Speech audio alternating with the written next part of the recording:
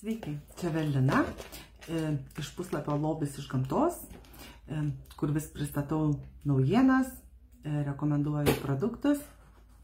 Tai šiandien noriu pasidalinti tokią tende atsiradusią naujieną, šviežią naujieną.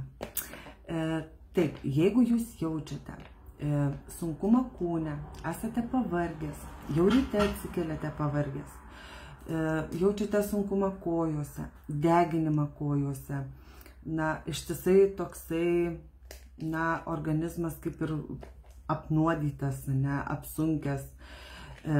Tai tende turi detoksinius pleistrus padams.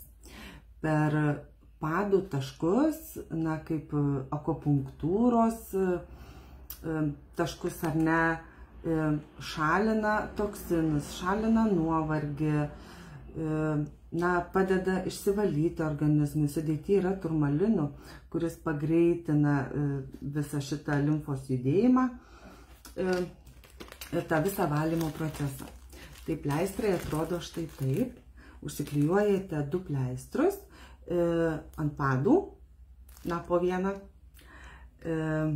nakčiai, miego metu, 6-8 valandas.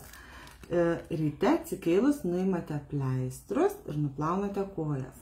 Pleistrą turiu naują. Kaip jisai atrodė po pirmos nakties, kada ryte nuimėm pleistrą. Pleistras štai buvo toksai.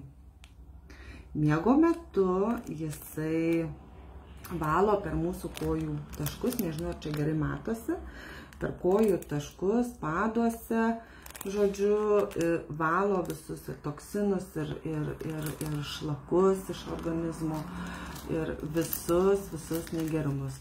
Pleistrų reikėtų naudoti, tol, kol juos nuimsite žymiai šviesesnius, negu yra šitas. Tai valykime organizmą, jeigu jaučiame sunkumą organizme, esame pavargę, sunkumas kojose ištisai, tikrai pagalba yra.